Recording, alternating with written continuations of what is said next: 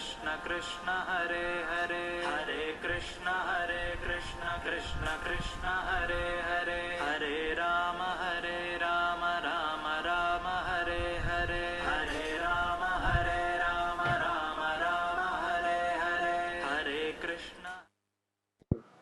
स्वभक्तः दृश्यतमो निहन्ता व्यासावतारो हरिरात्मभास्करः जयत्यजोक्षेण सुखत्मबिम्बः स्वैश्वर्यकान्तिप्रततस्तदोदितः स्वभक्तसन्तापदुरिष्टहन्ता रामावतारो हरिः चन्द्रमाः जयत्य सङ्ख्योरुबलाम्बुपूरो गुणोच्चरत्नाकरात्मवैभवः सदा सदात्मज्ञनिधिभिराप्य कृष्णावतारो हरिदेवसागरः जयति हरिः अचिन्त्यः सर्वदेवैकवन्द्यः परमगुरुरभीष्टावाप्युदस्तजनानां निखिलगुणगणार्णो नित्यनिर्मुक्तदोषः सरसिजनयनोऽसौ श्रीपतिर्मानदो नमः।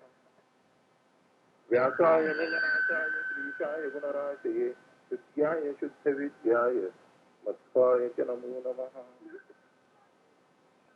भवति यदनुभावादेडमूकोऽपि वाग्मि जडमचिरविजन्तुर्जायते प्राच्यमौलिः सकलवचनचेतो देवता भारती सा मम वचति निधत्तां सन्निधिं मानसे च। पूज्याय राघवेन्द्राय सत्यधर्मरताय च भजतां कल्पवृक्षाय नमतां कामधेनवे आपादमौलिपर्यन्तं गुरूणामाख्यं स्मरेत् तेन विघ्नाः प्रणश्यन्ति सिद्ध्यन्ति च मनोरथाः। समस्तु वृक्षो ओम्।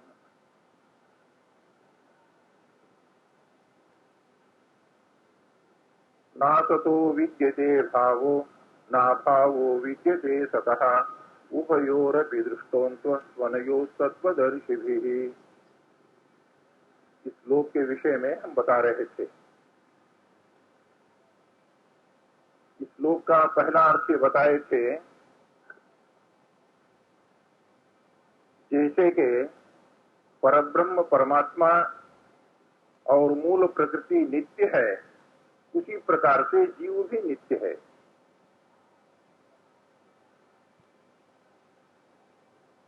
सत्कर्म करने वालों के लिए कभी दुख नहीं है और दुष्कर्म करने वालों को कभी भी सुख नहीं है। दूसरा अर्थ बताए थे। तीसरा, तत्वोपदेश जो किया जाता है केवल जिनमें भक्ति है ऐसे ही जीवों को किया जाता है। वो ये कहेंगे कि जिस जीव में या जीव के स्वरूप में ही श्रद्धा और भक्ति नहीं है,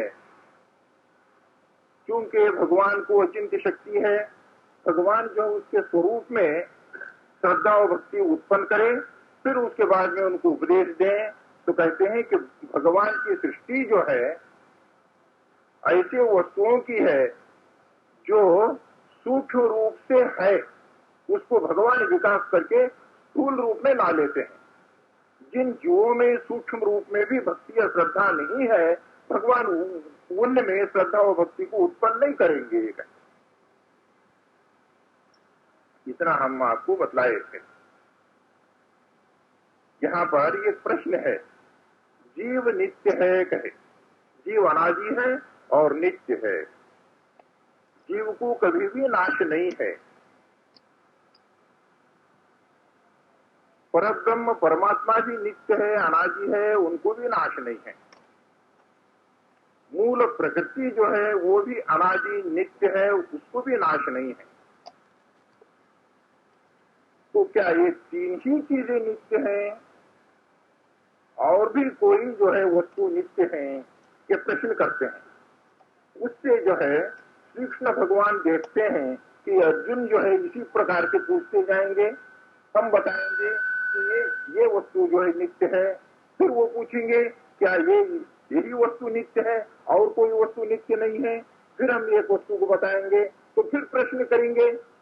इसलिए भगवान जो है वस्तु नित्य है इसको पहचानने के लिए एक नियम बता देते हैं। देखो ये जो है जिस वस्तु में है वो नित्य है। अविनाशितु तद्विद्धि येन सर्वमिदं ततम् विनाशमव्ययस्यास्य न कश्चित कर्तुमर्हति। अविनाशी तो तद्विद्धि, यानी वो वस्तु नाश रहित है जो कि सर्वमिदं ततम, सर्वत्र व्याप्त है। जो वस्तु सर्वत्र व्याप्त है वो नित्य है।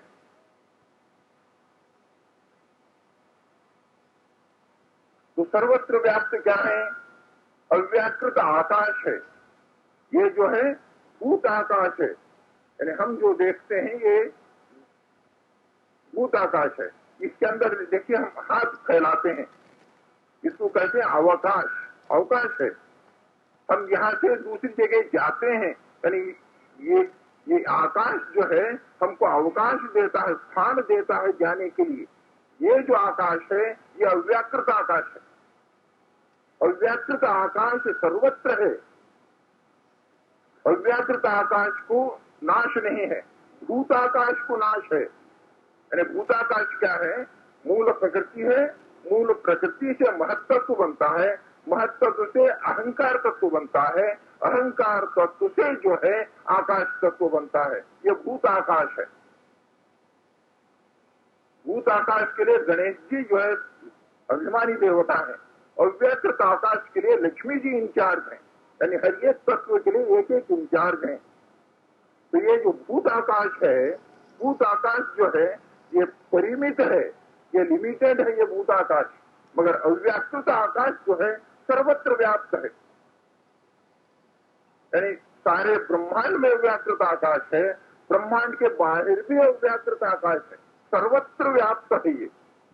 तो ये भी जो है नित्य है कहते हैं। अकारादि वर्ण अवर्ण जो है सर्वत्र व्याप्त है।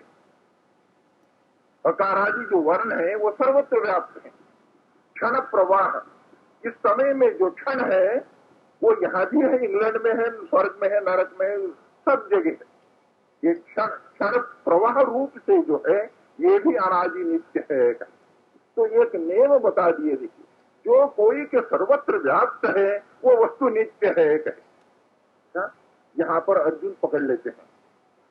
आप कहे हो कि जीव नित्य है, जीव को नाश नहीं है। जो वस्तु सर्वत्र व्याप्त है जब वो नित्य है, जीव नित्य है, इसलिए जीव को सर्वत्र व्याप्त होना चाहिए।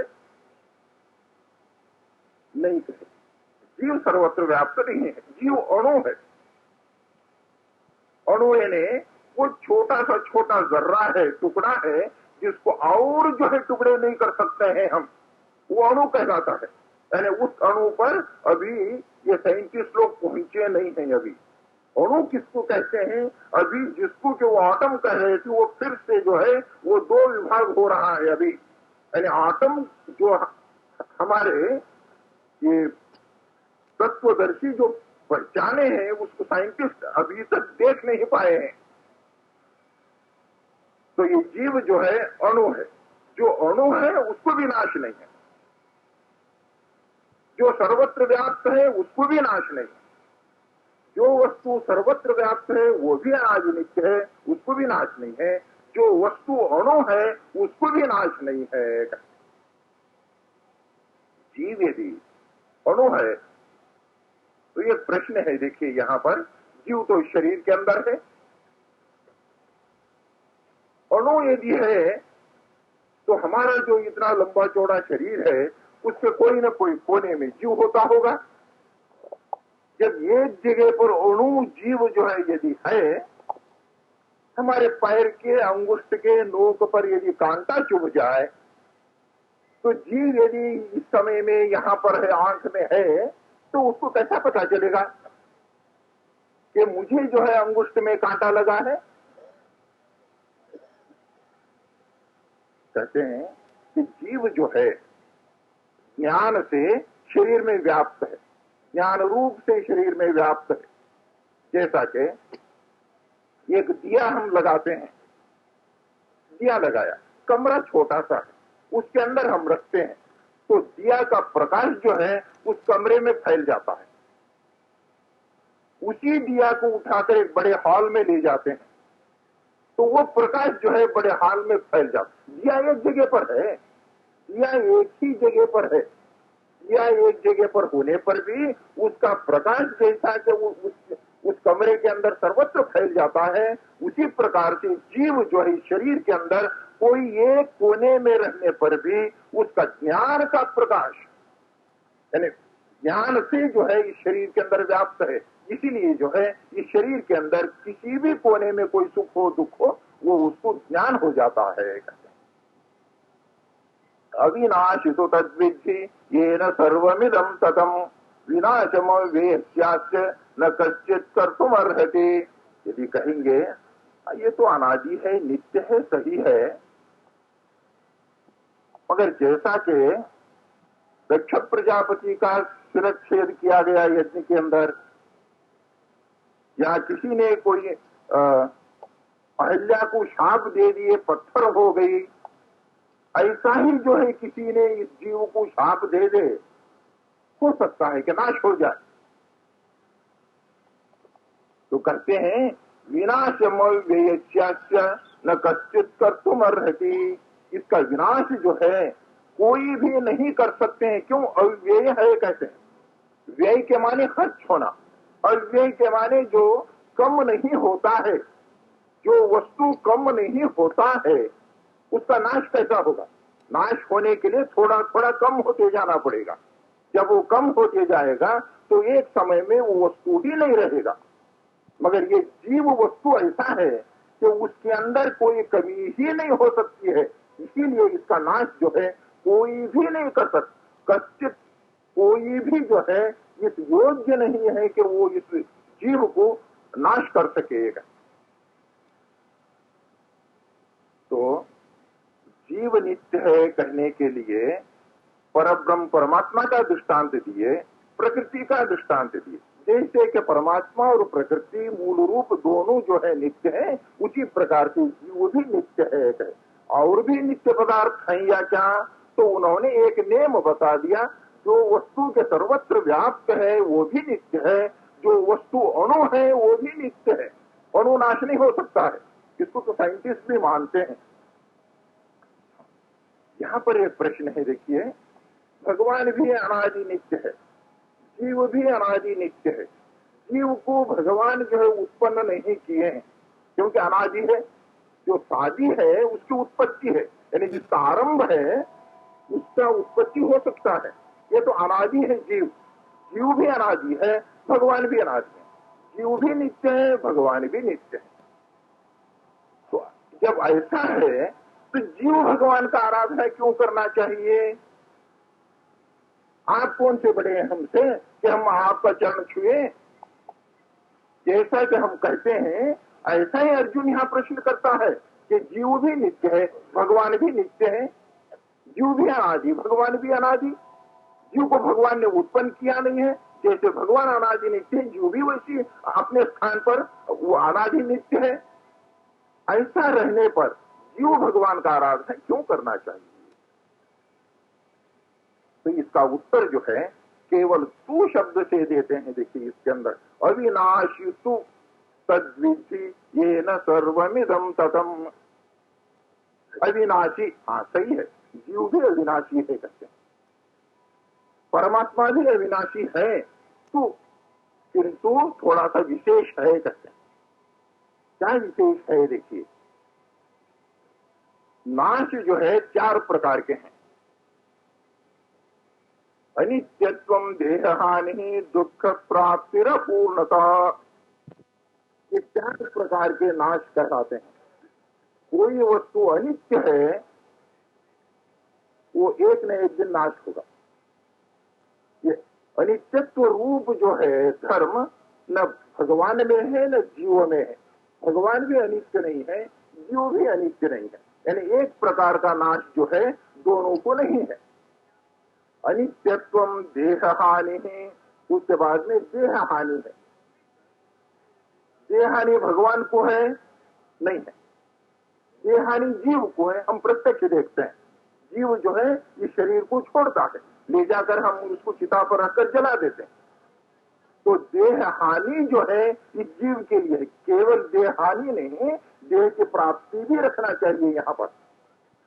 देह हानि और देह की प्राप्ति जीव को है, भगवान को नहीं है। भगवान को देह की प्राप्ति नहीं है। भगवान का देह जो है नित्य है, अनादि है, अप्राकृत शरीर है भगवान का। जैसा कि ये जीव का ये जो शरीर है, स्थूल शरीर, ये प्राकृत है, पंचभूत से बना हुआ शरीर है। ऐसा ही भगवान का शरीर प्राकृत शरीर नहीं है, प्रकृति से बना हुआ शरीर नहीं है, और प्राकृत शरीर है भगवान का। तो भगवान जो है देह नहीं लेते हैं। जैसा कि हम देखते हैं कि रामनवमी मनाते हैं नहीं, राम का जन्म का दिन है, जन्माष्टमी हम मनाते हैं, तो क्या राम कृष्णा जी का अवतार नहीं हुआ उसमें? क्या उन्होंने जन्म नहीं लिया? राम का, कृष्ण का अनंतानंत रूप है। जिस समय में जिस रूप को व्यक्त करना है, भगवान जो है उस रूप को व्यक्त करते हैं, वही उनका जन्म। यानी हमारे लोक के दृष्टि में व्यक्त होना ही जो है उनका जन्म है, मगर जीव के लिए जन्म जो है शरीर की प्राप्ति है। जीव का मृत्यु जो है इस शरीर का नाश होना है। ऐसे ही भगवान का शरीर को जो है नाश नहीं है। हम जो है देखिए कृष्णावतार में भगवान जो है शरीर को त्यागा करके है,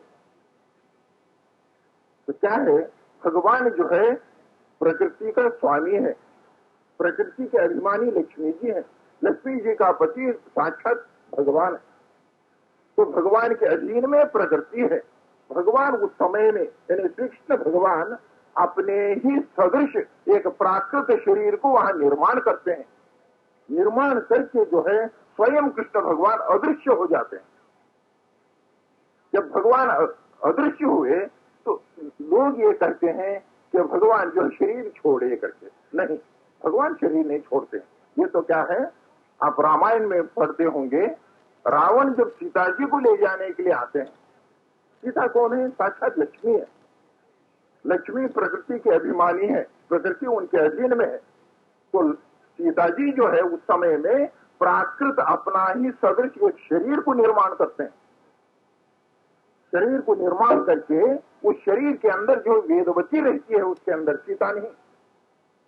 सीता जो है कैलाश चली जाती है, वहां पर जो है शंकर जी पार्वती उनकी सेवा करते रहते हैं 10 महीने तक। ये वेदवती जो है उस शरीर में बैठ जाती है, तब रावण आकर उस शरीर को ले जाता है, सीता को नहीं। अग्नि परीक्षा ली जाती है तो उस समय में जो है सीता जी भी निकलती है, वेदवती भी निकलती है। तब सीता जो है राम से कहते हैं कि देखो ये भी जो है मेरे शरीर के अंदर रही है, इसको भी स्वीकार करो। तो भगवान राम कहते हैं कि इस अवतार में एक पतिव्रत है, मैं कलयुग में श्रीनिवास का अवतार लूंगा, जो तिरुपति कहते हैं। उस समय में ये वेदवती जो है आकाश राजा के घर में पद्मावती बनकर उत्पन्न होगी। तब जो है श्रीनिवास का और ये जो पद्मावती का विवाह होगा। तो अभी जो है आप तिरुपति में देखते हैं, बालाजी जो तिरुपति कहते हैं दक्षिण भारत में, आंध्र में है, वहां पर वही कृष्ण भगवान ही जो है साक्षात वहां पर श्रीनिवास रूप से उस पर्वत पर अवतार करते हैं, और इस वेदवती जो के पद्मावती बनकर वो पैदा होती है उससे विवाह करते हैं। यानी यहाँ पर क्या बता रहे थे, प्राकृत शरीर जो है लक्ष्मी जी वहां पर निर्माण किए थे, इसलिए भगवान जो है शरीर को त्यागते नहीं है, न भगवान को शरीर की प्राप्ति है। हर एक रूप आप भगवान का जो कोई बाल्य रूप का ध्यान करते हैं तो वो भी रूप है भगवान का, अनंतानंत रूप भगवान का है। भगवान का इस रूप में यदि आप जो ध्यान करते हैं उसी रूप में भगवान है, क्योंकि भगवान सर्वत्र व्याप्त है। यानी जिस प्रकार से के जल है, जल को आप सुराही में डालिए, वो सुराही का ही रूप ले लेता है। अगर आप जो है घड़े में डालेंगे, पानी जो है घड़े के वैसा ही रूप ले लेता है। उसी प्रकार से भगवान सर्वत्र व्याप्त है। भगवान जो है अनंतानंत रूप है। जिस रूप को जिस समय में व्यक्त करने का है भगवान उसको व्यक्त करते हैं, इसलिए भगवान को जो है शरीर की प्राप्ति या शरीर का नाश नहीं है। इसीलिए शास्त्रों में कहा गया है कि भगवान जो है निर्गुण है, भगवान जो है निराकार है। भगवान सगुण भी है, भगवान निर्गुण भी है। भगवान जो है साकार भी है, भगवान निराकार भी है कहा गया है। इसका क्या तात्पर्य है? भगवान निर्गुण है कहने का, भगवान में कोई गुण ही नहीं है ऐसा नहीं। हम में जैसा के प्राकृत गुण है, सत्वादि गुण, सत्वगुण, रजोगुण, तमोगुण, वैसा भगवान में प्राकृत गुण नहीं है, इतना ही है। भगवान सृष्टि करते हैं, सृष्टि कर्तृत्व रूप गुण जो है भगवान में है। भगवान रक्षा करते हैं, भगवान स्थिति पालन करते हैं, तो पालन कर्तृत्व रूप धर्म भगवान में है। भगवान जो है प्रलय करते हैं, तो प्रलय करने का धर्म जो है भगवान में है। यानी हम सारे लोगों के मन में रहकर भगवान जो है सारे मनोवृत्ति का प्रेरक है, तो प्रेरणा करने का जो है वो धर्म उनमें है। शासन करते हैं, शासन कर्तृत्व रूप धर्म भगवान में है। अनंतानंत गुण जो है भगवान में है। यहाँ पर भगवान निर्गुण है कहने का क्या तात्पर्य है? भगवान में प्राकृत गुण नहीं है, इसलिए भगवान निर्गुण कहलाता है। भगवान सगुण है कहने का क्या है? अप्राकृत गुण भगवान में है। अप्राकृत गुण क्या है? ज्ञान, यानी भगवान ज्ञानमय है, भगवान आनंदमय है। ये जितने के सृष्टि कर्तृत्व इत्यादि संहार आदि बंध मोक्ष ज्ञान अज्ञान देने का ये जितने के ये सारे कर्म जो है, सारे कर्म सारे क्रिया अप्राकृत है। हमारी क्रिया जो प्राकृत क्रिया है, यानी ये प्रकृति से बने हुए शरीर से ये क्रिया उत्पन्न होते हैं। भगवान के शरीर की क्रिया जो है प्राकृत क्रिया नहीं, अप्राकृत क्रिया है। इसीलिए भगवान को कहते हैं कि प्राकृत गुण न होने से वो जो है निर्गुण है। और प्राकृत गुण यानी ज्ञानानंदादि गुण होने के कारण वो सगुण कहलाता है। उसी प्रकार से निराकार और साकार। निराकार के माने हमारा जैसा प्राकृत आकार है, प्रकृति से बना हुआ आकार है, वैसा आकार भगवान का नहीं। साकार है तो ज्ञानानंदात्मक आकार है भगवान को, इसीलिए जो है वो साकार कहलाता है। जितना है, किंतु भगवान को आकार ही नहीं है ऐसा नहीं, भगवान को गुण ही नहीं है ये ऐसा नहीं है। शास्त्र में दोनों कहे गए हैं। जब दोनों कहे गए हैं तो दोनों को हमें बराबर करना चाहिए। यदि ये कहेंगे कि नहीं भगवान जो है निर्गुण है, जहाँ जहाँ सगुण कहा गया है वो मिथ्या है, वो झूठ है, शास्त्र झूठ कहता है, यदि कहेंगे तो हमारा सारा शास्त्र जो है वो अप्रमाण हो जाएगा। अरे शास्त्र के अंदर कहा हुआ एक वाक्य को प्रमाण ले लेंगे, निर्गुण है उसको प्रमाण ले लेंगे, सगुण है उसको अप्रमाण कहेंगे, वो मिथ्या कह रहा है कहेंगे, तो क्या ये शहादत कोर्ट के अंदर टिकेगी? है जिस साक्षी को हम कोर्ट के अंदर पुटअप करते हैं, कभी कहता है कि हाँ देखा हूं, कभी कह दिया, अरे क्रॉस करने में कह दिया कि नहीं मैं उस दिन तो कहीं इलाहाबाद रात में वहां था, यहाँ नहीं था, तो कहते हैं कि ये जो साक्षी है इस पर कोई विश्वास नहीं किया जा सकता, अप्रमाण हो जाएगा। ऐसी ही जो है शास्त्र के अंदर जितने कैसे विरुद्ध वाक्य आते हैं उनको जो है कोई दूसरा अर्थ करके उनको मिला लेना चाहिए। जब इससे पहले हम कहे थे, देखिए दो गौ जो है लड़ते रहते हैं, दोनों गौ हैं, अब झगड़ा चुकाना है, यानी जैसा कि सगुण है निर्गुण है, साकार है निराकार है, ये दोनों परस्पर विरुद्ध हैं, तो दोनों लड़ रहे हैं इस समय में, दोनों गौ हैं। जब लड़ते हैं तो झगड़ा छुड़ाने का है। झगड़ा छुड़ाने के लिए क्या करना है कि मोटी सी मूसल के वजह से लाठी देकर ठोक मारे इस गौ को, तो मर गई, झगड़ा चुक गए हैं इसमें। इसको चुकाना कहते हैं, गौ हत्या का दोष नहीं आया। दोनों गौ हैं, कैसा मारोगे उनको? दोनों गौ को मारना नहीं है तो फिर क्या करोगे? झगड़ रहे हैं तो हरी घास ले लेंगे, तो एक गौ को जो है घास बताएंगे, घास खाने के लिए आएगा, आहिस्ता से जो उसको दूसरे तरफ ले जाते हैं, यानी अर्थांतर करते हैं। दोनों जो है हमारे शास्त्र हैं, दोनों वेद वाक्य हैं, दोनों वेद वाक्यों में जब विरोध आता है तो उस समय में जो है किसी एक वाक्य को अर्थांतर करके मिलाना चाहिए। अगर नहीं मिलाओगे, एक को कहेंगे ये सत्य है, दूसरे को कहोगे मिथ्या है, तो सारा हमारा शास्त्रीय प्रमाण होगा।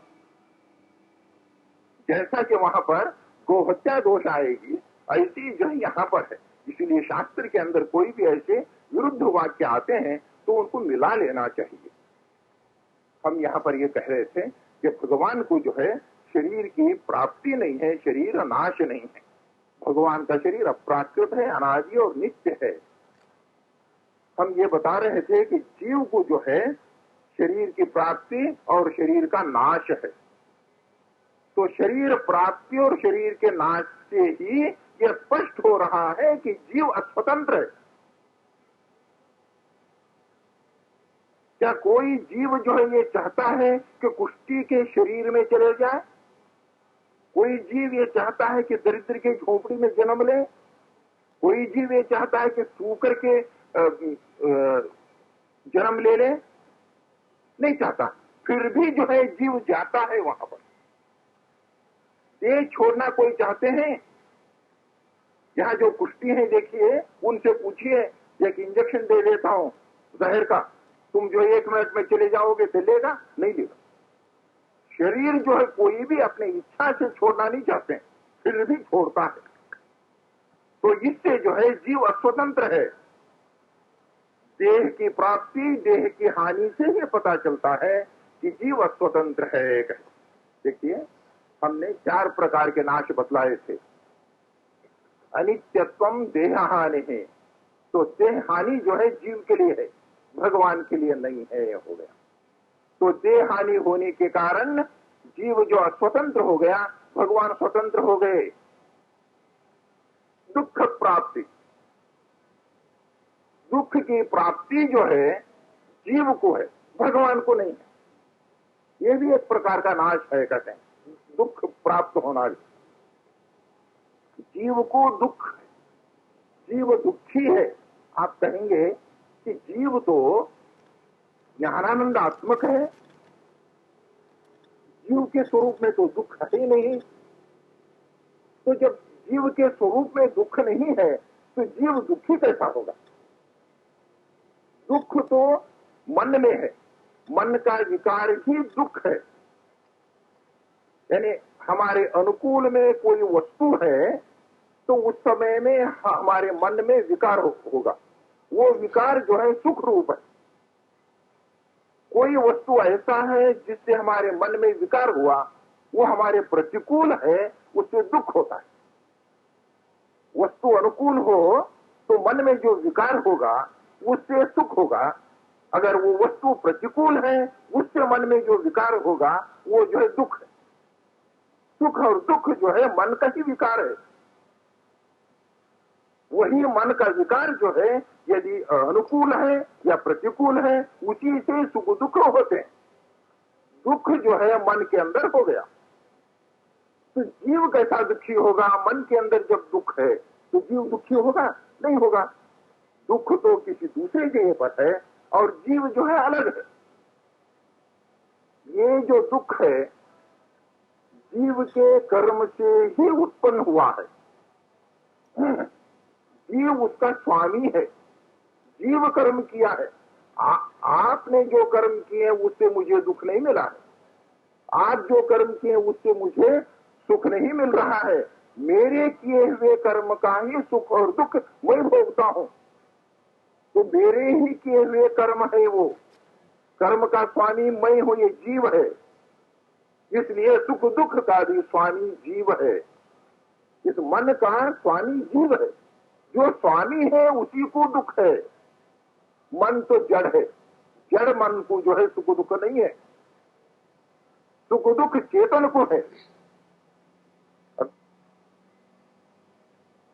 कोई मृत्यु हो जाती है किसी को तो उसका शरीर ले जाकर चिता पर जलाते हैं। ये शरीर तो जड़ है, उसको सुख दुख है उस समय में नहीं है।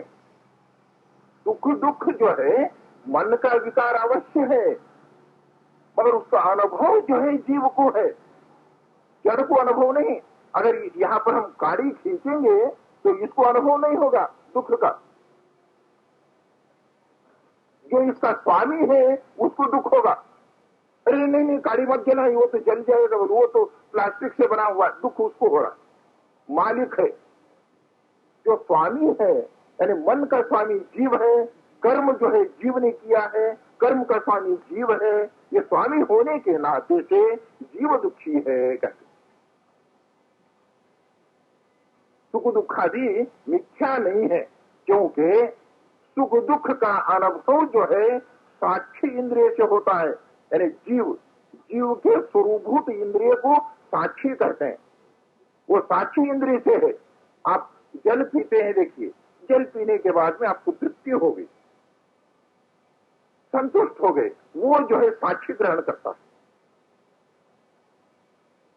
साक्षी सदा सत्य वस्तु को ही ग्रहण करता है, मिथ्या वस्तु को जो है मन ग्रहण करता है।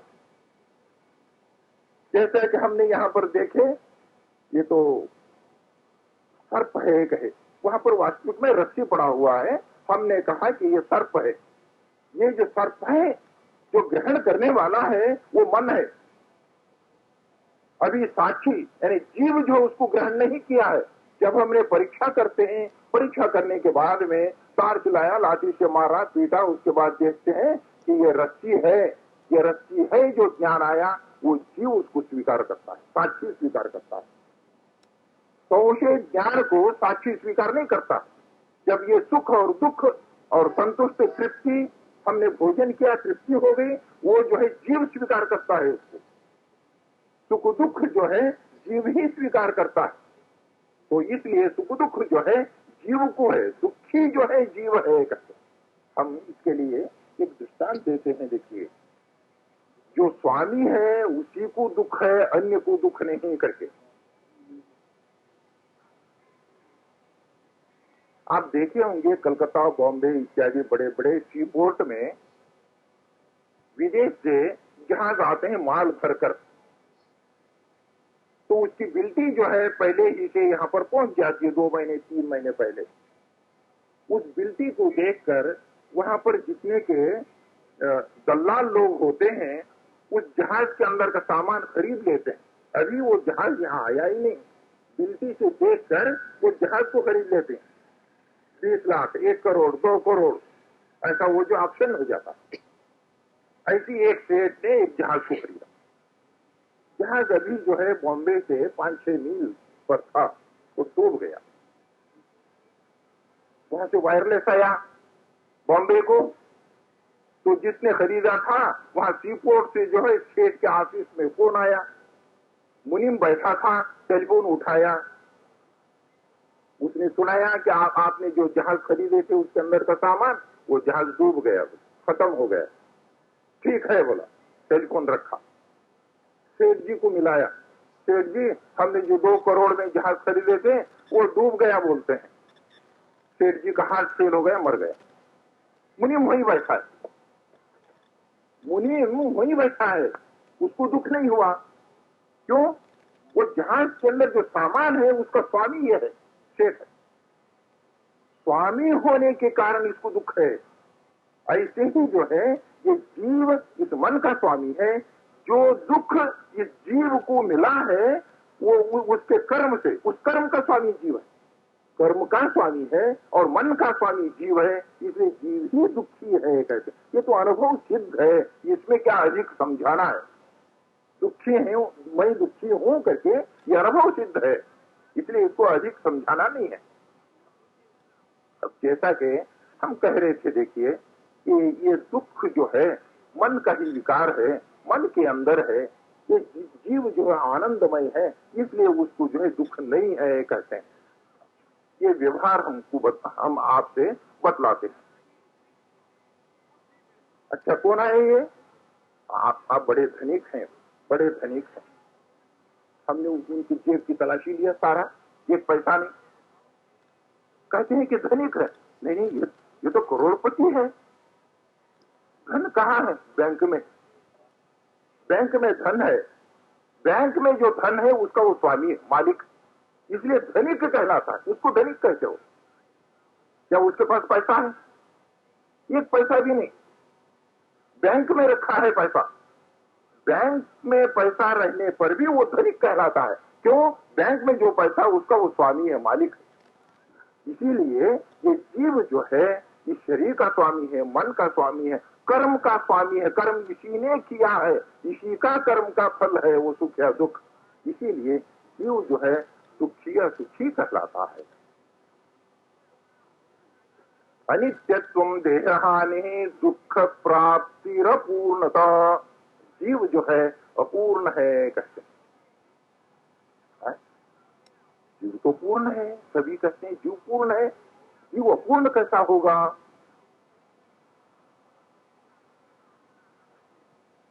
भगवान जो है देशतः कालतः गुणतः व्याप्त है। भगवान जो है देशतः व्याप्त है, भगवान सारे देशों में व्याप्त है। भगवान यही भगवान जो है अमेरिका में है, ऑस्ट्रेलिया में है, स्वर्ग में है, नरक में है, सारे ब्रह्मांड में है, ब्रह्मांड के बाहर है। वही भगवान है, सर्वत्र है। सर्वदेशेषु कालेषु स एकः परमेश्वरः सर्वदेशेषु कालेषु। यानी पहले जो है, पहले के समय में भगवान अलग थे, अब भगवान अलग है नहीं, सारे देशों में वही भगवान है। तो एकः परमेश्वरः, वही एक ही है। कई लोग जो है भारत देश पर ये कहते हैं, देखिए आपके पास तो 33 करोड़ देवताएं हैं, इतने भगवान हैं, कई भगवानों को आप लोग पूछते हो। कहते हैं नहीं, एक है, सबका अंतर्यामी वही है। हनुमान जी की पूजा करते हो तो हनुमान जी के अंतर्यामी भगवान वही है। गणेश जी का पूजा करते हैं, गणेश जी का अंतर्यामी भगवान वही भगवान है। शंकर जी का पूजा करते हैं, उनके अंतर्यामी भगवान वही है। सबका प्रेरक वही है, सबका अंतर्यामी वही है। उस सबके अंतर्यामी रहकर हम जो पूजा करते हैं, उस पूजा को स्वीकार करने वाला भी वही भगवान है। उस पूजा को स्वीकार करके फल देने वाला भी वही भगवान है। यदि आप जो है हनुमान जी का पूजा करते हैं तो हनुमान जी का अंतर्यामी भगवान जो है आपको फल देंगे। कितना फल देंगे? जितना हनुमान जी दे सकते हैं उतना देंगे। जितना भगवान दे सकते हैं उतना नहीं, क्योंकि अधिष्ठान है, जिसके अंतर्यामी है उसके योग्यता के अनुसार फल देते हैं। यदि भगवान गणेश जी के अंतर्यामी है, गणेश जी का हम आराधना करते हैं, गणेश जी को जो फल देने का अधिकार है, जैसा कोई तहसीलदार है, कलेक्टर है, डीएम है, उनको जो जो अधिकार है उसके अनुसार जो है वो लिखेंगे, उतना ही वो सैंक्शन करेंगे। मगर सब में रहने वाला शासन जो है उसी राजा का है, उसी राजा के दिए हुए अधिकार है। सारे अधिकारी वर्ग जो है उनको अधिकार कौन दिया है? राजा दिया। तो राजा का अधिकार, सत्ता जो है सब में है।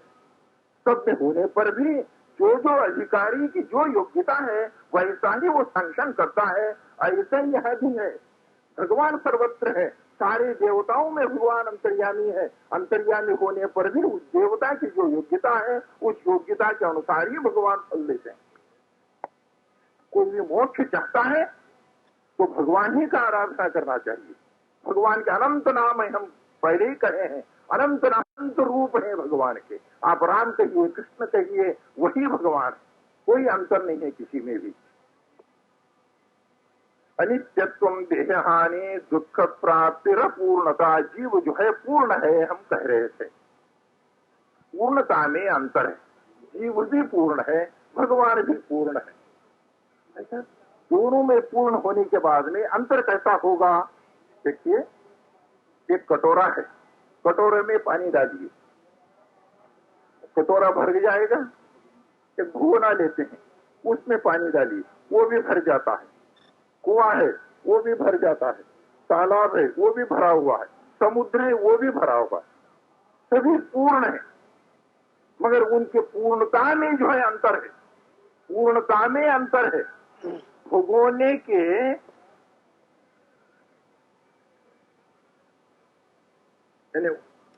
भगोने की अपेक्षा ये कटोरा जो है वो कम पूर्ण है, अपने स्थान पर पूर्ण है। और पूर्णता जो है, जो भगोने का पूर्णता है, उतना पूर्णता कटोरे में नहीं है। भगोने में जो पूर्णता है, जो तालाब में पूर्णता है, वो उतना इसमें नहीं है। दोनों पूर्ण है, पूर्ण होने पर भी जो है अंतर है। ऐसे ही जो है जीव पूर्ण है, भगवान भी पूर्ण है। भगवान का पूर्ण जो अनंत है, जीव का पूर्ण अल्प है, इसलिए अपूर्ण कहा गया है जीव। एक हम बता रहे थे कि भगवान जो है देश सर्वत्र व्याप्त है भगवान, तो देशतः भगवान पूर्ण है। जीव देशता पूर्ण नहीं, जीव अणु है। जीव अणु है, जीव सर्वत्र नहीं है। ये जीव जो है सर्वत्र यदि है, सारे शरीर में रहने वाला जीव यदि एक ही है। अब फर्ज कर लीजिए हम जितने के लोग यहाँ पर बैठे हुए हैं, सब यानी ब्रह्मांड में जितने जीव हैं, सभी जीवों में रहने वाला वो एक ही जीव है। वही जो मुझ में है वही जीव आप में है, वही जीव है। ऐसा यदि है, जैसे हम पहले इससे पहले बताए थे कि सुख दुख जो है जीव को है, जड़ को नहीं। सुख दुख ये शरीर को नहीं, शरीर जड़ है। सुख दुख जो है ये जीव को है। तो सुख, मुझे सुख हो जाए, वही जीव चूंकि आप में है, इसलिए उस सुख का अनुभव आपको भी होना चाहिए। मुझे दुख हो जाए तो चूंकि वही जीव आप में है, आपको भी दुख होना चाहिए। जीव जो है भिन्न भिन्न है। एक ही होता तो एक का सुख दुख जो है दूसरों को भी अनुभव होना चाहिए। कैसा अनुभव? इतना ही अनुभव नहीं, आपको देखेंगे उनको तो सर में दर्द है, ये तो हमको पता चलता है, ये ज्ञान नहीं। ये सिर का दर्द मुझे है होना चाहिए। जैसा वो समझते हैं सिर का दर्द मुझे है, क्योंकि जीव एक ही है, इसलिए मुझे भी ये समझना चाहिए ये सिर का दर्द मुझे है।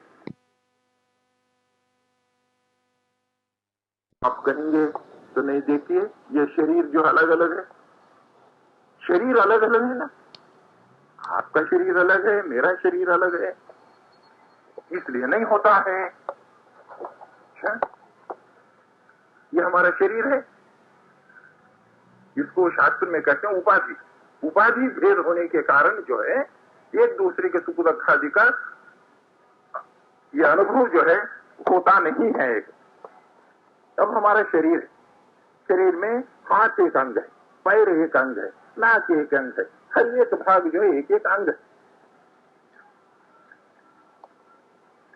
पैर के लिए जीव अलग है, हाथ के लिए जीव अलग है क्या?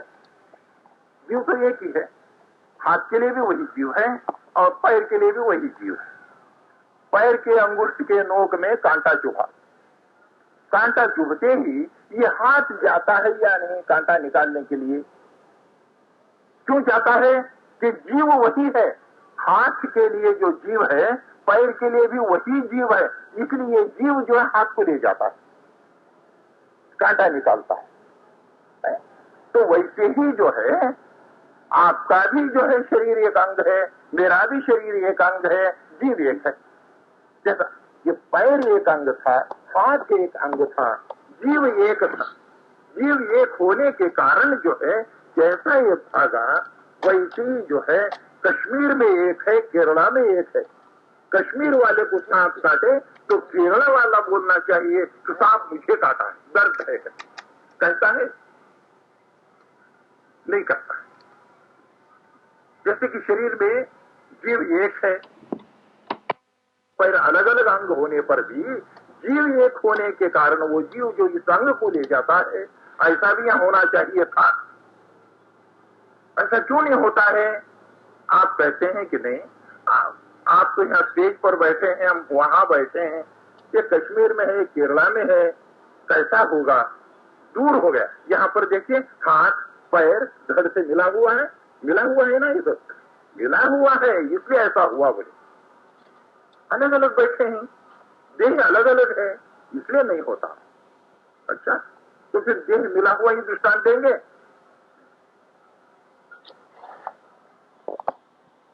माता गर्भवती है, माता के गर्भ में शिशु है, शिशु का शरीर माता का शरीर एक है।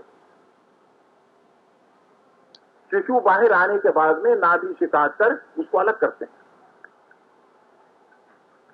यदि शिशु का शरीर माता का शरीर से अलग होता तो 9 महीने तक उठाकर नहीं फिर सकती, कहीं उठाकर पटक देती थी नीचे, थक जाती थी।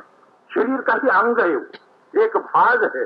देखिए किसी का पैर जो सिर पा कहते हैं, इतना मोटा पैर हो जाता है, उसी को लेकर फिरते ही रहता है, क्योंकि वो शरीर का अंग है। ऐसे ही गर्भ के अंदर जो शिशु है वो स्त्री का शरीर का ही एक अंग है, तो शरीर का ही एक भाग है वो। तो देखिए, यानी जीव तो एक ही है ना, शिशु के लिए भी और माता के लिए भी जीव एक ही है, क्योंकि हम ये फर्ज किए हैं कि सारे शरीर में रहने वाले जीव एक ही है। तो वैसे ही जो है माता का जीव और उस शिशु का जीव एक ही हो गया, शरीर एक ही है। शिशु को जो दुख होता है, माँ जो है कभी मिर्च खा लेती है, गरम गरम चाय पी लेती है, माँ को कभी जो है बीमार हो जाती है, ज्वर आते हैं, तब वो शिशु तड़पता है अंदर जो है कृमि कीट होते हैं वो काटते हैं, वो अंदर जो है तड़पते रहता है, दुख का अनुभव करता है। क्या इसका ज्ञान माँ को है, पूछते हैं हम। कोई माता बतला दे, हाँ जो है मेरा बच्चा उस समय में दुख कर रहा था, मैं जब चाय पी रही थी, वो गरम गरम जो है चाय उसको लगने से जो है वो जल रहा था, तड़प रहा था। कोई माँ कहती है ऐसा? अनुभव नहीं है। शरीर एक है, जीव एक है। जैसा कि हम फर्ज करके निकले हैं कि भाई शरीर एक होना चाहिए, जीव एक होना चाहिए, उस समय में जो है सुख दुख होते हैं करके, यहाँ पर जो है शिशु का माता का शरीर एक है, शिशु माता का जीव एक है होने पर भी जो है माँ को शिशु का दुख का अनुभव नहीं। तो इसलिए शिशु का जीव अलग है, माँ का जीव अलग है। जीव जो है भिन्न भिन्न जीव है, जीव सब एक नहीं है। हम यहाँ पर क्या कह रहे थे, जीव जो है अपूर्ण है, पूर्ण नहीं है करके। पूर्णता में जो है अंतर है, हर एक का पूर्णता जो है उसकी जैसी योग्यता है वैसा ही हर एक जीव पूर्ण अपने स्थान पर पूर्ण है। मगर भगवान के मुकाबले में जो है देखेंगे तो महान अल्प है, कहते अपूर्ण है ये। तो इसीलिए कहते हैं कि अनित्यत्व देहानि दुख प्राप्ति पूर्णता, इसमें से एक नहीं है। अनित्यत्व रूप धर्म जो है जीव को भी नहीं है, भगवान को भी नहीं है। देहानि जीव को है, दुख प्राप्ति जीव को है, अपूर्णता जीव को है। जीव जो है सर्वत्र व्याप्त नहीं है, सर्वत्र व्याप्त नहीं है, यही कहने के लिए हमने ये दृष्टांत देकर बताए थे। जीव जो है सारे गुणों से पूर्ण नहीं है जीव। भगवान देशतः कालतः गुणतः तीन से पूर्ण है। देशतः पूर्ण है, सारे देश में भगवान व्याप्त है। कालतः है, सारे काल में भगवान है। तो ये जो है सारे काल में जीव भी है। कालतः व्याप्ति जीव को है, मगर देशतः व्याप्ति जीव को नहीं है। गुणतः व्याप्ति भगवान को है, जीव को नहीं। जीव में अल्प गुण है, जीव भी ज्ञानमय है, भगवान भी ज्ञानमय है। भगवान का ज्ञान अनंत ज्ञान है, सर्वज्ञ भगवान है, जीव अल्पज्ञ। जीव भी आनंदमय है, भगवान भी आनंदमय है, मगर भगवान का आनंद जो है अनंत है, जीव का आनंद जो है अल्प है, उसकी योग्यता अनुसार है। तो इसलिए जितना जो है जीव में भगवान में अंतर है, कहते जीव स्वतंत्र है, भगवान स्वतंत्र है। एक हिस्से कहे हम जीव स्वतंत्र है करके, देह हानि और देह प्राप्ति से। जीव को देह की प्राप्ति होती है, देह की हानि होती है, इसलिए जीव स्वतंत्र है। जीव दुखी है तो दुख कोई चाहता है, दुख कोई नहीं चाहते हैं, फिर भी दुखी हो ही जाता है जीव। तो देने वाला कौन है? यदि जीव स्वतंत्र है तो क्या जीव को कोई दुख दे सकता है? भारत देश यदि स्वतंत्र है तो कोई इसको पीड़ा दे सकता है? वही नाश कर देगी वो। भारत देश जो कोई इसको पीड़ा देने लगे, अपना सेना भेज करके उसको नाश कर देगा। तो ऐसी जीव यदि स्वतंत्र है तो कोई उसको दुख दे सकते हैं। जीव यदि स्वतंत्र है तो इसका देह कोई छीन सकते हैं। जीव स्वतंत्र है तो क्या इसको कोई जबरदस्ती से किसी योनि में भेज सकते हैं? जीव स्वतंत्र है, जीव स्वतंत्र है, जीव अपूर्ण है, जीव दुखी है। हम पहले प्रश्न किए थे कि भगवान भी नित्य है, अनादि है, जीव भी नित्य अनादि है। जीव भगवान से उत्पन्न नहीं हुआ है, भगवान ने जीव को उत्पन्न नहीं किए हैं, तो हम भगवान की आराधना क्यों करना चाहिए, प्रश्न था। उसका उत्तर दे रहे हैं। अब देखो जीव, तुम अस्वतंत्र हो, दुखी हो, तुम अपूर्ण हो, तुम इस संसार के बंधन में पड़े हो। कौन डाले हैं? भगवान। जो स्वतंत्र है वही तो डालते हैं। जेल में कौन डालते हैं? जो स्वतंत्र है वही तो उसको जेल में बंद करेगा। तो भगवान की इच्छा से जीव जो है इस संसार के बंधन में आया है, वही भगवान यदि इच्छा करेंगे कि इसको मुक्त करना चाहिए तो इसको मोक्ष मिलेगा। तो कोई भी जो है मुक्त करने के लिए वो प्रसन्न होना चाहिए। देखिए, आपको कोई भी ऑफिसर प्रमोशन देना चाहता है तो वो ऑफिसर आपसे प्रसन्न होना चाहिए। प्रसन्न कब होंगे? जब आप अपने जिम्मेदारी के जो कार्य हैं उस कार्य को जो है कुशलता से उत्तम रूप से करते हैं तो वो जो है प्रसन्न होते हैं। ऐसा ही जो है भगवान इस जीव को जो कार्य दिए हैं इस संसार के अंदर, जो वर्णाश्रमोचित धर्म जो दिए हैं, उस धर्म को भगवत प्रीत्यर्थ के लिए करके हम उसकी आराधना करेंगे, पूजा करेंगे, तो उससे भगवान संतुष्ट होकर वो इच्छा करेंगे, ये न मोचयामी, यानी उसको जो है मैं मोक्ष देता हूं करके उस समय में जीव मुक्त होता है। इसीलिए जीव को भगवान का आराधना करना चाहिए। जीव नित्य है, सही है, भगवान भी नित्य है। जीव भगवान से उत्पन्न नहीं हुआ है, भगवान जीव को उत्पन्न नहीं किए हैं। इस पर भी जो है जीव स्वतंत्र है, जीव अपूर्ण है, जीव दुखी है। इसके सारे दुख को दूर करने के लिए उस भगवान का आराधना करना है। ये शब्द जो इस श्लोक के अंदर तू से बतलाते, अविनाशी तू। हाँ, अविनाशी जीव भी है और अविनाशी भगवान भी है, तू विशेष है कहते। अब जैसे कि आप लोग कहते हैं, देखिए आप तो गाड़ी से जाइए, हम आएंगे, तो कैसे आएंगे? हम गाड़ी से नहीं आएंगे। इसका तात्पर्य यही है तू का। हाँ, आप तो भोजन कर लीजिए, तो आप क्या करेंगे? हम दूध पी लेंगे। अरे आप जो भोजन करते हैं वो हम नहीं करेंगे। तू शब्द से जो है वैशिष्ट द्योतक है, वही विशेषता जो है उससे स्पष्ट होता है। अविनाशी तू कहे, हाँ सही है भाई, दोनों अविनाशी हैं, मगर आप में मुझ में अंतर है, कहते हैं भगवान। अविनाशी तो तद्विद्धि येन सर्वमिदं ततम् विनाशमव्ययस्यास्य न कश्चित् कर्तुमर्हति अंतवन्त इमे देहा नित्यशोक्ता शरीरिणः अनाशिनो अप्रमेयस्य तस्मात् विद्यस्व भारत। यहाँ पर जो है उपसंहार करते हैं। देखिए, अब तक जो उपदेश किए हैं भगवान, यानी जीव नित्य है, भगवान नित्य है, उसका यहाँ पर उपसंहार करते हैं। अंतवंत इमे देहा, अंतवंत कहते आने वाले, जाने वाले, नाश होने वाला, अनित्य है ये। अंतवंत इमे देहा, ये देह जो है ये आने वाले हैं, जाने वाले हैं, ये नाश होने वाले हैं, ये अनित्य है। अंतवंत इमे देहा नित्य शोक्ता शरीरिणः, ये जो जीव है वो नित्य है। तो यहाँ पर क्या प्रश्न है? ये श्लोक क्यों निकला यहाँ पर? कहते हैं इतना उपदेश तो कर दिए थे कि जीव नित्य है, भगवान भी नित्य है, जीव में भगवान में क्या वैशिष्ट है, इतना तो कह दिए थे। उसके बाद में ये श्लोक क्यों निकलता है? अर्जुन एक प्रश्न करते हैं यहाँ। काठोपनिषद में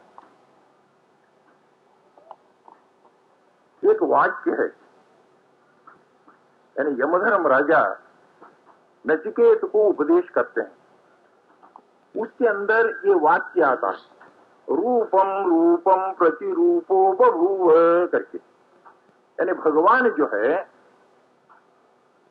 हर एक जीव के लिए अपना एक एक रूप जो है सृष्टि करता है। यानी भगवान जो है बिंब है और ये जीव जो है प्रतिबिंब है करके वहां पर आता है। रूपम रूपम प्रति रूपो बभूव, हर एक रूप के लिए भगवान एक रूप लेते हैं। जैसा जीव है वैसा ही भगवान एक रूप लेते हैं। तो भगवान जो है बिंब है और जीव जो है प्रतिबिंब है। बिंब किसको कहते हैं, प्रतिबिंब किसको कहते हैं, इसको समझिए। हम शीशे के सामने ठहरते हैं, शीशे के अंदर हमारा मुख दिखाई पड़ता है। हम जो सामने खड़े हैं बिंब कहलाते हैं। शीशे में हमारा जो मुख दिखाई पड़ता है वो प्रतिबिंब है। ऐसे ही बिंब स्थान पर कौन है, भगवान है। प्रतिबिंब के स्थान पर कौन है, जीव है। भगवान बिंब है, जीव उसका प्रतिबिंब है। बिंब और बिंब से प्रतिबिंब होने के लिए बीच में एक शीशा चाहिए ना, उसको शास्त्र में कहते हैं उपाधि। एक जो उपाधि चाहिए बीच में शीशा। तो शीशा क्या है, अर्जुन समझता है कि ये शरीर है। ये शरीर ही जो है भगवान और जीव के बीच में शीशे के स्थान पर ये शरीर है। तो यहाँ भगवान है, ये शीशा है, इसके अंदर ये जीव है, प्रतिबिंब है। इतना समझकर यानी उपनिषद में जो वाक्य है उस वाक्य को लेकर अर्जुन ये समझते हैं कि भगवान बिंब है, ये शरीर जो है उपाधि है या शीशे के स्थान पर है, दर्पण के स्थान पर है, इसके अंदर जो जीव है उसका प्रतिबिंब है। इतना समझकर उस पर प्रश्न करते हैं, क्या है बिंब और प्रतिबिंब। जीव जो है प्रतिबिंब हो गए, भगवान बिंब हुए।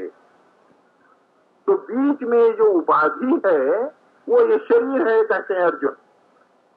शरीर नाश होता है, देहिनोस्मिन् यथा देहे कौमारम यौवनम जरा। यानी कोर्ट के अंदर ये वकील लोग आर्गुमेंट करते हैं। देखिए, आर्गुमेंट करते समय में क्या करते हैं, जो विटनेस करते हैं उसको पकड़ लेते हैं, उस वाक्य को लेते हैं, उस वाक्य को लेकर अपने मुलजिम को छुड़ा देते हैं, अपना जो वाद है उसको सिद्ध करते हैं। देखिए, ये विरुद्ध पार्टी वाले जो साक्षी पेश किया है ना, वो साक्षी स्वयं ये कह रहा है, इसलिए जो हमारा मुलजिम चोरी नहीं किया करते, यानी हमारा मुलजिम कातिल नहीं है, क्योंकि वो साक्षी ऐसा कह रहा है। विरुद्ध पार्टी को, वो भी हमारा पार्टी नहीं, विरुद्ध पार्टी वाला जो साक्षी पुटअप किया है वो साक्षी से ही वकील कहला देता है। क्रॉस में कहलाकर उसी को लेकर जो है आर्गुमेंट करता है। इसे अर्जुन जो है यहाँ पर कृष्ण के वाक्य को ही लेते हैं।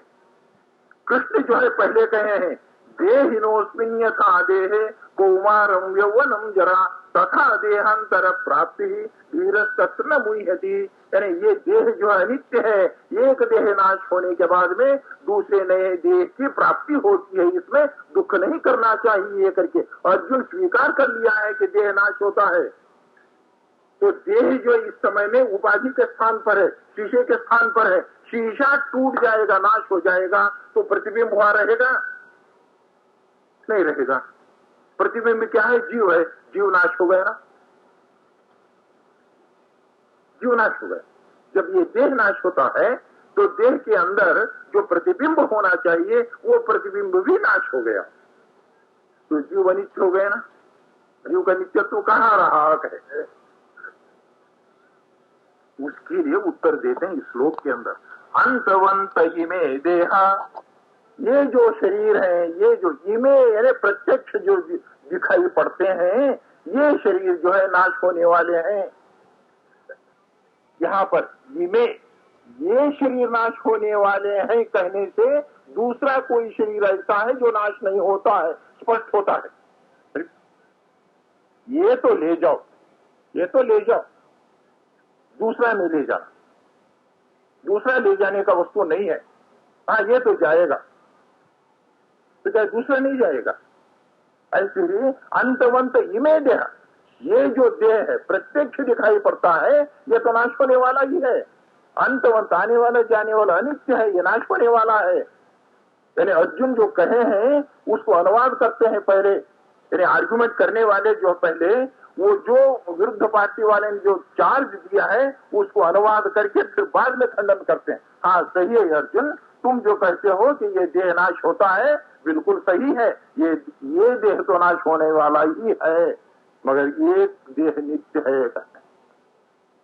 अंतवंत इमे देहा नित्य शोक्ता शरीरिण, ये जो जीव का जो शरीर है वो नित्य है। शरीरिण यानी एक शरीर से दूसरे शरीर में जो जाने वाला जीव है उसका शरीर जो है नित्य है।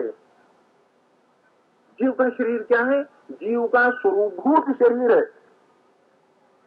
जीव के स्वरूपभूत में ही इंद्रिय है। जैसे कि हम आंख नाक कान है, वैसा ही जीव स्वरूप को भी है, उसको साक्षी कहते हैं, साक्षी इंद्रिय है। तो इस जीव को भी शरीर है, वो शरीर जो है स्वरूपभूत शरीर, वो नित्य है, वो नाश नहीं होता है, वही उपाधि है।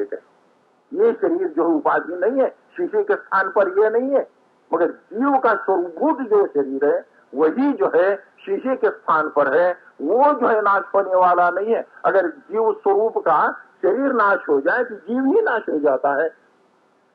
जीव तो नाश होने वाला नहीं है, जीव नित्य है, इसलिए उसका स्वरूपभूत शरीर भी जो है वो भी नित्य है, वो जो है शीशे के स्थान पर है। क्योंकि वो शीशे के नाश होने से शीशे के अंदर जो हमारा मुख्य प्रतिबिंब है वो नाश होता था, मगर यहाँ पर जो है ये जीव का स्वरूपभूत शरीर नित्य होने के कारण उसके अंदर भगवान का प्रतिबिंब जो जीव है वो भी नित्य रहेगा, उसको नाश नहीं है। और एक कारण है प्रतिबिंब जो नाश होने का, सामने दर्पण है, शीशा है, हम जो यहाँ खड़े हैं यहाँ से हट जाए हमारा प्रतिबिंब उसमें रहेगा? नहीं रहेगा।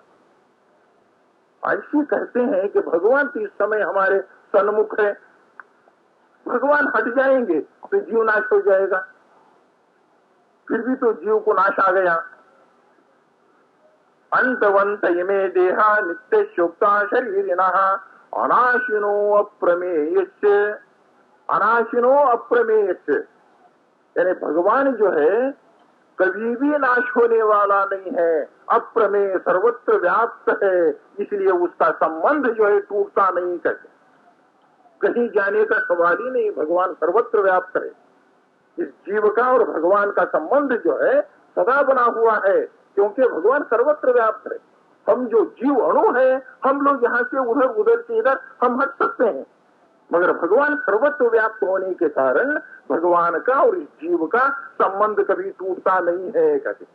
यानी इस प्रकार से जीव जो प्रतिबिंब कहा गया है वो भी नित्य है, किसी प्रकार से वो जीव जो है अनित्य नहीं है किसी के। यानी अर्जुन का ये प्रश्न था कि जैसा कि आईने के अंदर हमारा मुख दिखाई पड़ता है, आईना नाश होने से या हम जो सामने खड़े हैं हट जाने से आईने का अंदर का हमारा प्रतिबिंब नाश होता था, वैसे ही भगवान हमारे सामने से हट जाए या जो आईना है वो नाश हो जाए तो प्रतिबिंब रूप ये जीव जो है जीव विनाश हो जाएगा। तो यहाँ पर शीशे के स्थान पर जीव का स्वरूपभूत शरीर है वो नाश नहीं होता है, और जो बिंब भगवान है वो सर्वत्र व्याप्त है, इसलिए भगवान का और जीव का संबंध कभी टूटता नहीं है, इसलिए जीव जो है सदा नित्य है। यहाँ पर थोड़ा सा कहना है, क्या जीव जो है भगवान का प्रतिबिंब है? वास्तव में नहीं कहते, नहीं, प्रतिबिंब नहीं, मगर प्रतिबिंब का शब्द जो प्रयोग किया गया शास्त्र में किसी उद्देश्य है, कुछ कारण है, कुछ बतलाना चाहते हैं, इसलिए प्रतिबिंब कहे। प्रतिबिंब क्यों कहे हैं? सदृशत्वे सति, यानी वो जीव जो है भगवान के सदृश है, भगवान के अधीन है। जीव भगवान के सदृश है, भगवान के अधीन है, इसलिए इसको प्रतिबिंब कहा गया। प्रतिबिंब जो है हमारे सदृश है, आईने के अंदर हमारा जो परछाया दिखाई पड़ता है सारा शरीर, वो जो है हमारे सदृश है, हम ही वो नहीं, वो तो हमारा सदृश है। जैसा हमारा शरीर है ऐसा ही आईने के अंदर का शरीर भी है, और आईने के अंदर जो हमारा मुख है वो हमारे अधीन में है। यदि हम हाथ उठाते हैं, सामने जो शीशे के सामने खड़े हैं हाथ उठाएंगे, शीशे के अंदर हमारा जो शरीर है वो हाथ उठाएगा, यानी शीशे के अंदर का जो हमारा शरीर है उसका हाथ उठाना हमारे हाथ उठाने के अधीन में है। इसीलिए जीव को प्रतिबिंब कहा गया। इतना है, जीव भगवान के सदृश है। क्या सादृश्य है जीव में, भगवान में क्या सादृश्य है? भगवान भी चेतन है, जीव भी चेतन है। भगवान भी आनंदमय है, जीव भी आनंदमय। भगवान ज्ञानमय है, जीव भी ज्ञानमय। सदृश है, उतना ही नहीं, उतना ही आनंद इसमें नहीं, उतना ही जो है गुण इसमें नहीं है, मगर सदृश है। वो भी चेतन है तो ये भी चेतन है, यानी वो भी आनंद स्वरूप है तो ये भी आनंद स्वरूप है। वो भी प्रकाश स्वरूप है, जीव भी प्रकाश स्वरूप है, यानी जुगनू भी जो है प्रकाश स्वरूप है, सूर्य भी प्रकाश स्वरूप है। जुगनू में सूर्य में जो अंतर है, ऐसा ही जो है जीव के लिए अंतर है, मगर सादृश्य है दोनों में। जब जहां पर के हम सादृश्य कहते हैं वहां पर पूर्ण सादृश्य होना नहीं है। मुख जो है चंद्र के वैसा है कहते हैं, मुख चंद्र के वैसा है, चंद्र तो आकाश में है, आपका मुख आकाश में है कहीं। जितना लेना चाहिए सुंदरता में, सुंदरता जैसा कि हम चंद्र को देखने से हम जो है आह्लादित होते हैं, हमको संतोष होता है, वैसा ही आपके मुख देखने से संतोष होता है। इतना ही उसका अर्थ है। और ये तो शेर है भाई, शेर है। शेर क्या उसको दुम है, चार पैर है। इसको सदृश कहने के क्या है, उस गुण में वीर है, शूर है, वीर और शूर है, इसलिए कहते हैं कि शेर है ये। ऐसे ही जो है जीव भगवान का सदृश है। भगवान के उतना ही इसमें गुण नहीं, उतना ही आनंद इसमें नहीं। भगवान का तो अनंत आनंद है, अपार सुख है भगवान के अंदर। ये जो है जीव अल्प सुख वाला है, अल्प ज्ञान वाला है, भगवान सर्वज्ञ है। यानी इस प्रकार से प्रतिबिंब का शास्त्र के अंदर शब्द का प्रयोग करने का ये तात्पर्य है। क्या तात्पर्य है? जैसा के प्रतिबिंब बिंब के अधीन है, बिंब के सदृश है, ऐसा ही जीव भी जो है भगवान के सदृश है, भगवान के अधीन में है। यदि हमारे जीव के अंतर्यामी भगवान हाथ उठाते हैं, ये जीव हाथ उठाता है। भगवान निश्चेष्टित हो जाए तो शरीर जो है मुर्दा पड़ा है। अंदर का भगवान यदि हंसते हैं, ये जीव भी हंसने लगेगा। भगवान अंदर बैठे हुए चलते हैं, जीव चलेगा। तो भगवान जो है स्वयं करके जीव से कर्म कराते हैं। भगवान न करेंगे तो जीव कुछ नहीं कर सकता। नरते यानी भगवान के बिना ये जीव कोई भी कर्म नहीं कर सकता। यानी ये व्यवहार में कहते हैं, देखिए भगवान के बिना पत्ता भी नहीं हिलता है करके, वहां भी भगवान को प्रेरणा देना चाहिए। जो वायु चलती है, यानी वायु के अंदर जो तत्वाभिमानी देवता है, उस देवता के अंतर्यामी जो भगवान है, वो भगवान जब तक कि उस वायु से उसको झोंका न दे, तब तक वो पत्ता हिल नहीं सकता है। यानी हर एक कर्म जो उसी भगवान से ही होते हैं। इसको जो है हम कर्तृत्व का अहंकार नहीं होना चाहिए, एक विषय आएगा उसमें इसको स्पष्ट करेंगे कि जीव में कैसे कर्म होते हैं, जीव किस प्रकार से कर्म करता है, इसको विस्तार से उसको समझाएंगे। यहाँ पर इतना ही है कि जीव के सारे क्रिया जो है भगवान के अधीन है, इसीलिए जीव को प्रतिबिंब कहा है। जीव जो है भगवान के सदृश है, ज्ञानानंदात्मक है, इसीलिए उसको जीव को प्रतिबिंब कहा गया। यानी उसके सदृश होने के नाते से, उसके अधीन होने के नाते से शास्त्र के अंदर जीव को भगवान का प्रतिबिंब कहा गया है। इतना ही, वास्तव में जीव उसका प्रतिबिंब नहीं, कोई बीच में जो शीशा इत्यादि नहीं है। दृष्टांत देकर जो है इस तत्व को, इस प्रमेय को समझाए हैं शास्त्र के अंदर। आज इतना कहकर हम समाप्त करते हैं। कल फिर यही 6 बजे हम आपकी सेवा में उपस्थित होंगे। हरे राम राम राम हरे हरे, हरे राम राम कृष्ण कृष्ण कृष्ण हरे हरे, हरे कृष्ण कृष्ण कृष्ण हरे हरे, हरे राम राम राम हरे हरे, हरे राम राम राम हरे हरे, हरे कृष्ण कृष्ण कृष्ण हरे हरे, हरे कृष्ण कृष्ण कृष्ण